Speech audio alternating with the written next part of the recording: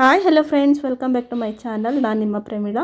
Friends, ಇವತ್ತಿನ video ಬಂದು ಎಮ್ಮನಹಳ್ಳಿ ಚೌಡೇಶ್ವರಿ ಅಮ್ಮನ ಜಾತ್ರೆಗೆ ಹೋಗಿದ್ವಿ. ಈ ತಾಯಿಯ ವಿಶೇಷ ಏನು ಅಂತ ಅಂದರೆ, ವರ್ಷದಲ್ಲಿ 3 ದಿನ ಮಾತ್ರ ಓಪನ್ ಇರುತ್ತೆ ಗರ್ಭಗುಡಿ. 3 ದಿನಗಳ ಕಾಲ ಇಲ್ಲಿ ವಿಶೇಷವಾಗಿ ಜಾತ್ರೆ ನಡೆಯುತ್ತೆ ಅಂತಲೇ ಹೇಳ್ಬೋದು. ಈ ತಾಯಿಯ ವಿಶೇಷ ಏನು ಅಂತ ಅಂದರೆ, ವರ್ಷ ಪೂರ್ತಿ ಬಾಗಿಲಾಗ್ತಾರೆ. ವರ್ಷಕ್ಕೆ 3 ದಿನಗಳು ಮಾತ್ರ ಇಲ್ಲಿ ಓಪನ್ ಇರುತ್ತೆ ದೇವಸ್ಥಾನದ ಗರ್ಭಗುಡಿ ಅಂತಲೇ ಹೇಳ್ಬೋದು. ಇಲ್ಲಿ ಒಂದು ಬಾಗಿಲನ್ನು ಕ್ಲೋಸ್ ಮಾಡೋ ಟೈಮಲ್ಲಿ ದೀಪ ಹಚ್ಚಿ ಅಲ್ಲಿ ಗೋಡೆ ಕಟ್ತಾರೆ. ಆ ಗೋಡೆನ ಮುಂದಿನ ವರ್ಷ ಈ ದಿನಕ್ಕೇ ಓಪನ್ ಮಾಡ್ತಾರೆ. ಆ ಓಪನ್ ಮಾಡಿರೋವರೆಗೂ ದೀಪ ಹಚ್ಚಿರ್ತಾರಲ್ಲ, ಅದು ಆರೋದಿಲ್ಲ. ದೀಪ ಹೇಗೆ ಹಚ್ಚಿರ್ತಾರೋ ಹಾಗೇ ಇರುತ್ತೆ. ತಾಯಿಯ ಸತ್ಯ ಅಷ್ಟಿದೆ ಅಂತಲೇ ಹೇಳ್ಬೋದು. ಇದು ಸೇಮ್ ಹಾಸನಾಂಬೆ ತಾಯಿ ಬಾಗಿಲು ಓಪನ್ ಮಾಡಿದ್ರೂ ದೀಪ ಆರಲ್ಲ ಅಲ್ವಾ, ಅದೇ ಥರನೇ ಇಲ್ಲಿದು ಅಂತಲೇ ಹೇಳ್ಬೋದು. ಇಲ್ಲಿ ತುಂಬ ಅಂದರೆ ತುಂಬ ವಿಶೇಷ ಇದೆ ಅಂತಲೇ ಹೇಳ್ಬೋದು. ಫ್ರೆಂಡ್, ನಾನು ತುಂಬ ದಿನ ಆಗಿತ್ತು ಜಾತ್ರೆಗೆ ಹೋಗಬೇಕು ಅಂತ ಅಂದ್ಕೊಂಡಿದ್ದೆ. ಆ್ಯಕ್ಚುಲಿ ನಂದು ಹರಕೆನೂ ಸಹ ಇತ್ತು, ಅದಕ್ಕೋಸ್ಕರ ಬಂದೆ. ನಂದು ಹರಕೆ ಈಡೇರಿತ್ತು, ಹರಕೆ ತೀರಿಸ್ಬೇಕು ಅಂತಲೇ ಬಂದೆ ಅಂತಲೇ ಹೇಳ್ಬೋದು. ನಾವು ಹೋಗೋದ್ರೊಳಗೇ 12 ಗಂಟೆ ಆಗಿತ್ತು ಅಂತಲೇ ಹೇಳ್ಬೋದು. ಆವಾಗ ಬಂಡಿ ಎಳಿತಾ ಇದ್ದರು. ತುಂಬ ರಶ್ ಇರೋ ಕಾರಣ ನಾವು ಸಾಲಿನಲ್ಲಿ 1 ತಾಸು ಮೇಲೆ ನಿಂತ್ಕೋಬೇಕಾಯ್ತು ಅಂತಲೇ ಹೇಳ್ಬೋದು.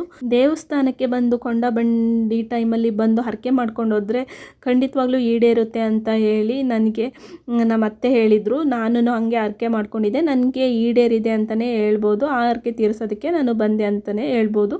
ನೋಡಿ, ಇದು ಒಳಗೆ ಗೋಡೆ ಕಟ್ಟಿರ್ತಾರಲ್ವ, ಇದು ಗೋಡೆದ ಮಣ್ಣು ಅಂತಲೇ ಹೇಳ್ಬೋದು. ನೋಡಿ, ಈ ಥರ ಇರುತ್ತೆ. ಒಳಗೆಲ್ಲ ಫೋಟೋ ವಿಡಿಯೋ ಮಾಡೋಕ್ಕೆ ಅಲೋ ಇಲ್ಲ. ನಾನು ಸ್ವಲ್ಪ ಮಾಡಿದ್ದೇನೆ. ನೋಡಿ, ತುಂಬ ಅಂದರೆ ತುಂಬ ರಶ್ ಇತ್ತು ಅಂತಲೇ ಹೇಳ್ಬೋದು. ಅಷ್ಟೇ ಪ್ರೊಟೆಕ್ಷನ್ನು ಸಹ ಇತ್ತು ಅಂತಲೇ ಹೇಳ್ಬೋದು. ಇದು ಮದ್ದೂರಿಂದ ಹೆಚ್ಚು ಕಮ್ಮಿ 8 ಕಿಲೋಮೀಟ್ರ್ ಆಗ್ಬೋದು ಅಂತಲೇ ಹೇಳ್ಬೋದು. ಎಮ್ಮನಹಳ್ಳಿ ಅಂತ ಹೇಳಿ, ಎಮ್ಮನಹಳ್ಳಿ ಚೌಡೇಶ್ವರಿ ತಾಯಿ ಅಂತ. ನೋಡಿ, ತುಂಬ ಅಂದರೆ ತುಂಬ ರಶ್ ಇದೆ. ಇದು ವರ್ಷಕ್ಕೆ 3 ದಿನಗಳು ಮಾತ್ರ ಬಾಗಿಲು ಓಪನ್ ಮಾಡೋದು. ಬಂದು ಹೊರಗಡೆಯಿಂದನೇ ಬಂದು ಕೈ ಮುಗಿದು ಪೂಜೆ ಮಾಡ್ಕೊಂಡು ಹೋಗೋರು ಹೋಗ್ತಾರೆ.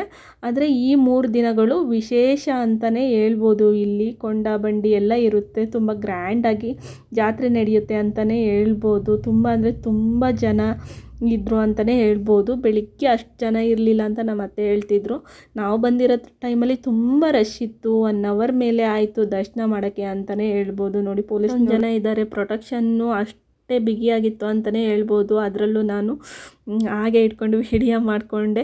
ಮತ್ತು ಇಲ್ಲಿ ವಿಶೇಷ ಏನು ಅಂತ ಅಂದರೆ, ಇಲ್ಲಿ ಗಾಡಿ ಕಟ್ಕೊಂಡು ಬರ್ತಾರೆ ಜಾತ್ರೆಗೆ.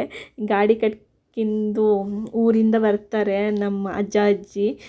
ತುಂಬ ಚೆನ್ನಾಗಿರುತ್ತೆ. ಇಲ್ಲಿ ಒಳಗಡೆ ಪೂಜೆ ಮಾಡಿಸಲ್ಲ, ಆಚೆ ಕಡೆ ಬಂದು ಪೂಜೆ ಮಾಡ್ಕೊಳ್ಳೋರು ಮಾಡ್ಕೋಬೋದು, ಕಾಯಿ ಹೊಡ್ಕೋಬೋದು. ನಂದು ಹರಕೆ ಇರೋ ಕಾರಣ ನಾನು ಆಚೆ ಕಡೆ ಬಂದು ಪೂಜೆ ಮಾಡಿ ಕಡ್ಡಿ ಕರ್ಪೂರ ಹಚ್ಚಿದೆ ಅಂತಲೇ ಹೇಳ್ಬೋದು. ಬೆಳಿಗ್ಗೆ ಇಲ್ಲಿ ಕೊಂಡ ಎಲ್ಲ ನಡೆದಿದೆ, ಆವಾಗ ನಮಗೆ ಹೋಗೋಕ್ಕಾಗಿಲ್ಲ. ನಾವು ಹೋಗೋದ್ರೊಳಗೆ ಆಗಲೇ ಮಧ್ಯಾಹ್ನ ಆಗೋಗ್ಬಿಟ್ಟಿತ್ತು. ಬಂಡಿ ಎಳೆಯೋ ಟೈಮಿಗೆ ನಾವು ಬಂದ್ವಿ ಅಂತಲೇ ಹೇಳ್ಬೋದು. ನೋಡಿ, ಪೂಜೆ ಮಾಡ್ಕೊಂಡಿದ್ದೀನಿ. ನಾನು ಹರಕೆ ಮಾಡ್ಕೊಂಡಿದ್ದೆ, ಹರಕೆ ಈಡೇರಿದೆ ಅಂತಲೇ ಹೇಳ್ಬೋದು. ಇದು ಆಚೆ ಕಡೆ ಪೂಜೆ ಮಾಡ್ತಾ ಇರೋದು. ತುಂಬ ಖುಷಿಯಾಗುತ್ತೆ. ಹಾಗೆಯೇ ತಾಯಿದು ಸತ್ಯನೂ ಅಷ್ಟೇ ಇದೆ ಅಂತಲೇ ಹೇಳ್ಬೋದು. ನನ್ನ ಪ್ರಕಾರ, ನನ್ನ ಅನುಭವದ ಪ್ರಕಾರ ಅಂತಲೇ ಹೇಳ್ಬೋದು. ನೋಡಿ, ಕೊಂಡ ಇಲ್ಲೇ ಪಕ್ಕಕ್ಕೆ ಕೊಂಡ ಆಗಿದೆ ಅಂತಲೇ ಹೇಳ್ಬೋದು. ಈ ಟೆಂಪಲ್ಲಿಗೆ ಬರೋದು ತುಂಬಾ ಸುಲಭ ಅಂತಲೇ ಹೇಳ್ಬೋದು. ಮದ್ದೂರಿಂದ 8 ಕಿಲೋಮೀಟ್ರ್ ಆಗ್ಬೋದು. ಮದ್ದೂರಿಂದ ಶೇರಿಂಗ್ ಆಟೋನೂ ಇದೆ, ಹಾಗೆಯೇ ಬಸ್ ಬರ್ತವೆ. ಮದ್ದೂರಿಂದ ತುಮಕೂರಿಗೆ ಹೋಗೋ ರೋಡಲ್ಲಿ, ಮದ್ದೂರು ಟು ಕುಣಿಗಲ್ ಹೋಗೋ ರೋಡಲ್ಲಿ ಸಿಗುತ್ತೆ ಅಂತಲೇ ಹೇಳ್ಬೋದು. ಈ ಟೆಂಪಲ್ಲು ರೋಡ್ ಸೈಡಲ್ಲೇ ಇದೆ ಟೆಂಪಲ್ಲು. ನೋಡಿ, ಕೊಂಡ ಆಗಿದೆ, ಪೂಜೆ ಮಾಡೋರು ಮಾಡ್ತಾ ಇದ್ದಾರೆ. ಸುಮಾರು 7 ವರ್ಷದ ಹಿಂದೆ ಬಂದಿದೆ. ಇಷ್ಟು ದಿನದವರೆಗೂ ಬರಬೇಕು ಅಂತ ಅಂದರೆ ಮಧ್ಯ ಏನಾದರೂ ಇರ್ತಿತ್ತು, ಬರೋಕ್ಕೆ ಆಗಿಲ್ಲ, ಹರಕೆ ತೀರ್ಸೋಕ್ಕೆ ಆಗಿರಲಿಲ್ಲ. ಈ ಸರಿ ನನಗೆ ಯೋಗ ಕೂಡಿದೆ ಅಂತಲೇ ಹೇಳ್ಬೋದು, ಜಾತ್ರೆಗೆ ಹೋಗೋಕ್ಕೆ, ಹರಕೆ ತೀರ್ಸೋಕ್ಕೆ ಅಂತಲೇ ಹೇಳ್ಬೋದು. ನೋಡಿ, ಬೆಳಿಗ್ಗೆ ಎಲ್ಲ ಕೊಂಡ ಆಗಿದೆ. ಇವಾಗ ಬಂಡಿ ಎಳೆದ್ರು. ನಾವು ಕರೆಕ್ಟು ಬಂಡಿ ಎಳೆಯೋ ಟೈಮಿಗೆ ಹೋಗಿದ್ವಿ ಅಂತಲೇ ಹೇಳ್ಬೋದು. ನೋಡಿ, ಇಲ್ದೆಲ್ಲ ಆಚೆ ಕಡೆ ಪೂಜೆ ಮಾಡ್ತಾ ಇರೋದು. ಈ ಥರ ಆಚೆ ಕಡೆ ಹರಕೆ ಇದ್ದರೆ ಎಲ್ಲ ಪೂಜೆ ಮಾಡ್ಕೋಬೋದು, ಕಾಯಿ ಹೊಡ್ಕೋಬೋದು. ಇಲ್ಲಿ ಪೂಜೆ ಮಾಡೋದು. ಮತ್ತು ಒಳಗೆ ದರ್ಶನ ಅಷ್ಟೇ, ಒಳಗೆ ಕಾಯಿ ಎಲ್ಲ ಹೊಡೆಯೋದು ಅದೆಲ್ಲ ಇರೋದಿಲ್ಲ. ಇದು ಆಚೆ ಕಡೆ ದೇವಸ್ಥಾನದ ಮುಂದ್ಗಡೆ ಅಂತಲೇ ಹೇಳ್ಬೋದು. ತುಂಬ ಅಂದರೆ ತುಂಬ ಬಿಸಿಲಿತ್ತು ಅಂತಲೇ ಹೇಳ್ಬೋದು. ಬಿಸಿಲಿದ್ದಕ್ಕೆ ವೀಡಿಯೋ ಮಾಡ್ಕೊಳ್ಳೋಕ್ಕೆ ಆಗಿಲ್ಲ, ಆಚೆ ಹಂಗೆ ಬಂದುಬಿಟ್ವಿ ಅಂತಲೇ ಹೇಳ್ಬೋದು. ಆಮೇಲೆ ಅಲ್ಲೇ ಇನ್ನೊಂದು ದೇವಸ್ಥಾನ, ಮಾಸ್ತಮ್ಮನ ದೇವಸ್ಥಾನಕ್ಕೆ ಹೋಗಬೇಕಾಗಿತ್ತು. ಅದಕ್ಕೋಸ್ಕರ ನಾವು ಗಾಡೀಲಿ ಹೋಗ್ತಾ ಇದ್ದೇವೆ. ಈ ರೋಡಲ್ಲಂತೂ ತುಂಬ ಅಂದರೆ ತುಂಬ ವೆಹಿಕಲ್ಸ್ ಆಗಿಬಿಟ್ಟವೆ ಅಂತಲೇ ಹೇಳ್ಬೋದು. ಇತ್ತೀಚೆಗೆ ನಾನು 7 ವರ್ಷಗಳ ಹಿಂದೆ ಬಂದಾಗ ಇಷ್ಟೊಂದೆಲ್ಲ ವೆಹಿಕಲ್ಸೇ ಇರಲಿಲ್ಲ. ಈಗಂತೂ ತುಂಬ ಅಂದರೆ ತುಂಬ ವೆಹಿಕಲ್ಸ್ ಆಗಿಬಿಟ್ಟವೆ ಅಂತಲೇ ಹೇಳ್ಬೋದು. ಅದರಲ್ಲೂ ಗಾಡೀಲಿ ಎದೆ ಬೇರೆ ಡವ ಡವ ಅಂತಿತ್ತು. ಗಾಡೀಲಿ ಹೋಗದೆ ತುಂಬ ಅಂದರೆ ತುಂಬ ದಿನ ಆಗಿತ್ತು ಅಂತಲೇ ಹೇಳ್ಬೋದು. ನಾವು ಚಿಕ್ಕವರಿದ್ದಾಗ ಗಾಡಿ ಹತ್ತಿದ್ದು, ಅಷ್ಟರ ಮೇಲೆ ಇದೆ ಅಂತಲೇ ಹೇಳ್ಬೋದು. ಗಾಡೀಲಿ ಹೋಗೋದು ಒಂದು ಖುಷಿ. ಆದರೆ ಏನು ಇಷ್ಟೊಂದು ವೆಹಿಕಲ್ಸ್ ಬರ್ತಾ ಇದ್ದಾವೆ, ಹೆಂಗೆ ಗಾಡಿ ಪಾಸ್ ಆಗುತ್ತೋ ಅನ್ನೋದೊಂದು ತಲೆಯಲ್ಲಿತ್ತು. ನೋಡಿ, ಗಾಡೀಲಿ ಹೋಗೋದು ತುಂಬ ಅಂದರೆ ತುಂಬ ಖುಷಿ ಕೊಡ್ತು ಅಂತಲೇ ಹೇಳ್ಬೋದು. ನಮ್ಮ ಅತ್ತೆ, ನನ್ನ ತಂಗಿನೂ ಬಂದಿದ್ದು. ನಮ್ಮ ಅತ್ತೆಯ ತವ್ರ ಮನೆ, ಗಾಡಿ ಓಡಿಸ್ತಿರೋದು ನಮ್ಮ ಅತ್ತೆ ಅಣ್ಣ ಅಂತಲೇ ಹೇಳ್ಬೋದು. ಅವ್ರು ಪ್ರತಿ ವರ್ಷವೂ ಗಾಡಿ ಕಟ್ಕೊಂಡೆ ಈ ಜಾತ್ರೆಗೆ ಬರ್ತಾರೆ. ಮಕ್ಕಳೆಲ್ಲ ಇದ್ದರು, ತುಂಬ ಖುಷಿ ಇತ್ತು. ಅದರಲ್ಲಿ ರೋಡಲ್ಲಿ ತುಂಬ ಗಾಡಿಗಳು ಬರ್ತಿದ್ರು. ಇದೆ ಡವ ಡವ ಅಂತ ಬೇರೆ ಇತ್ತು, ಹೆಂಗೆ ಹೋಗುತ್ತೋ ಅಂತ. ಮತ್ತು ಗಾಡಿನೂ ತುಂಬ ಚೆನ್ನಾಗಿ ಓಡಿಸಿದ್ರು ಅಂತಲೇ ಹೇಳ್ಬೋದು. ಆ ಬಿಸಿಲಲ್ಲಿ ತುಂಬ ಅಂದರೆ ತುಂಬ ಬಿಸಿಲು ಸಹ ಇತ್ತು ಅವತ್ತು. ತಲೆ ಬೇರೆ ತಿರುಗ್ತಾ ಇತ್ತು ಅಂತಲೇ ಹೇಳ್ಬೋದು. ಜರ್ನಿ ಮಾಡ್ಕೊಂಡು ಹೋಗಿ ಬಿಸಿಲಲ್ಲಿ ಹೋಗೋಕ್ಕೆ ತುಂಬ ಸುಸ್ತಾಗ್ತಾ ಇತ್ತು ಅಂತಲೇ ಹೇಳ್ಬೋದು. ಅದರಲ್ಲೂ ಖುಷಿ ಸಹ ಇತ್ತು. ಚೌಡಮ್ಮನ ದೇವಸ್ಥಾನದಿಂದ ಒಂದು 1/2 ಕಿಲೋಮೀಟರ್ ಆಗ್ಬೋದು. ಅಷ್ಟು ಡಿಸ್ಟೆನ್ಸಲ್ಲಿ ಇನ್ನೊಂದು ಟೆಂಪಲ್ ಇದೆ ನೋಡಿ. ಇದು ಟೆಂಪಲ್ದು ದ್ವಾರ ಬಾಗಿಲು ಅಂತಲೇ ಹೇಳ್ಬೋದು. ಟೆಂಪಲ್ಲು ಒಳಗಡೆನೇ ಗಾಡಿ ತೊಗೊಂಡು ಹೋದರು. ಇಲ್ಲಿ ಒಳಗಡೆ ಆಗಿರೋದ್ರಿಂದ ಅಷ್ಟೊಂದೇನು ವೆಹಿಕಲ್ಸ್ ಇರಲಿಲ್ಲ, ಆರಾಮಾಗಿ ಹೋದ್ವಿ ಅಂತಲೇ ಹೇಳ್ಬೋದು. ಹೋದ ಸತಿ ಬಂದಾಗ್ಲೂ ಈ ಟೆಂಪಲಿಗೆ ಹೋಗಿದ್ವಿ ನೋಡಿ. ಇಲ್ಲಿನೂ ಸಹ ಜನನೇ ಇದ್ದಾರೆ. ಪೂಜೆ ಮಾಡಿಸೋರು ಪೂಜೆ ಮಾಡಿಸ್ಕೊಂಡು ಹೋಗ್ತಾ ಇದ್ದರು. ನಾವು ಸಹ ಗಾಡಿ ಸೈಡಿಗೆ ಹಾಕಿದ್ರು, ಇಳ್ಬಿಟ್ಟು ಪೂಜೆ ಮಾಡ್ಕೊಂಡ್ವಿ. ಆದರೆ ಗಾಡಿ ಬಂದಿರೋದು ಆ್ಯಕ್ಚುಲಿ ಒಂದೇ. ಆ ಜನಗಳು ಹೇಳ್ತವ್ರೆ, ಏನಕ್ಕೆ ಗಾಡಿ ತಂದಿದ್ದೀರಾ ಈ ಕಾಲದಲ್ಲೂ ಅಂತ ಹೇಳ್ತಾಯಿದ್ರು.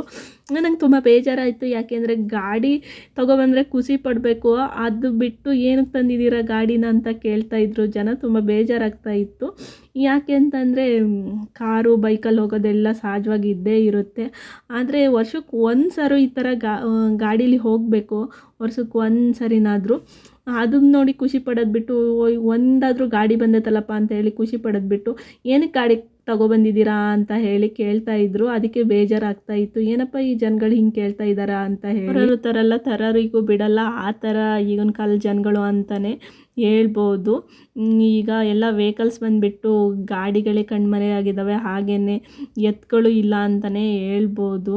ನೋಡಿ, ಗಾಡೀಲಿ ಹೋಗೋದು ಮಜಾ ಇತ್ತು ಅಂತಲೇ ಹೇಳ್ಬೋದು. ಈ ಬಿಸಿಲಿಗೆ ಒಂದೊಂದು ಐಸ್ ಕ್ರೀಮ್ ತಂದು ಕೊಟ್ಟರು, ತಿಂದ್ಕೊಂಡು ಮತ್ತು ಮುಂದಿನ ದೇವಸ್ಥಾನಕ್ಕೆ ಹೊರಟಿದ್ವಿ. ಆ ದೇವಸ್ಥಾನ ಈ ದೇವಸ್ಥಾನಕ್ಕಿಂತ 1 ಕಿಲೋಮೀಟ್ರ್ ಡಿಸ್ಟೆನ್ಸಲ್ಲಿ ಇದೆ ಅಂತಲೇ ಹೇಳ್ಬೋದು. ಈ ಜಾತ್ರೆಗೆ ಬಂದರೆ ಈ 3 ದೇವಸ್ಥಾನಕ್ಕೆ ಹೋಗಿ ಇಲ್ಲಿ ಈ ದೇವಸ್ಥಾನ ಲಾಸ್ಟು. ಇಲ್ಲಿ ಈ ಪ್ರಸಾದ ಮಾಡಿ ಹಾಗೆಯೇ ಪೂಜೆ ಮಾಡಿಸ್ಕೊಂಡು ಮನೆಗೆ ಹೋಗೋದು. ಅವ್ರ ಮನೆಗೆ ಹೋದ್ರು. ನಾವು ಆ್ಯಕ್ಚುಲಿ ವಾಪಸ್ ಬೆಂಗಳೂರಿಗೆ ಬಂದ್ವಿ ಅಂತಲೇ ಹೇಳ್ಬೋದು. ನೋಡಿ, ಪೂಜೆಗೆ ಪ್ರಸಾದನ ರೆಡಿ ಮಾಡ್ತಾ ಇದ್ದಾರೆ. ಕಾಯಿ ತುರ್ಕೊತಿದ್ದಾರೆ, ಹಂಗೇ ಬಾಳೆಹಣ್ಣು ಕಟ್ ಮಾಡ್ಕೊತಾ ಇದ್ದಾರೆ, ಬೆಲ್ಲ ಹಾಕ್ಕೊತಾ ಇದ್ದಾರೆ. ನೋಡಿ, ತುಂಬ ಚೆನ್ನಾಗಿರುತ್ತೆ ಅಂತಲೇ ಹೇಳ್ಬೋದು. ವರ್ಷಕ್ಕೆ ಒಂದು ಸರಿನಾರ ಈ ಥರ ಗಾಡೀಲಿ ಹೋಗೋದು ಈ ಥರ ಚೆನ್ನಾಗಿರುತ್ತೆ, ತುಂಬ ಚೆನ್ನಾಗಿರುತ್ತೆ. ಇದನ್ನೆಲ್ಲ ಮಿಸ್ ಮಾಡ್ಕೋಬಾರ್ದು. ನನಗೆ ಇಷ್ಟು ದಿನ ಹೋಗೋಕ್ಕೆ ಅವಕಾಶ ಸಿಕ್ಕಿರಲಿಲ್ಲ. ನಾವು ಮದುವೆ ಆಗಿ ಫಸ್ಟ್ ವರ್ಷ ಹೋಗಿದ್ವಿ ಅಂತಲೇ ಹೇಳ್ಬೋದು. 7 ವರ್ಷ ಆಯಿತು ಇದೆ ಹೋಗಿರೋದು. ಇದು ಹೋಗ್ತಿದ್ನೋ ಇಲ್ಲ ಗೊತ್ತಿಲ್ಲ, ಎಲ್ಲ ಕೆಲಸ ಅದು ಇದು ಬ್ಯುಸಿ ಲೈಫ್, ಬ್ಯುಸಿ ಅಲ್ವಾ.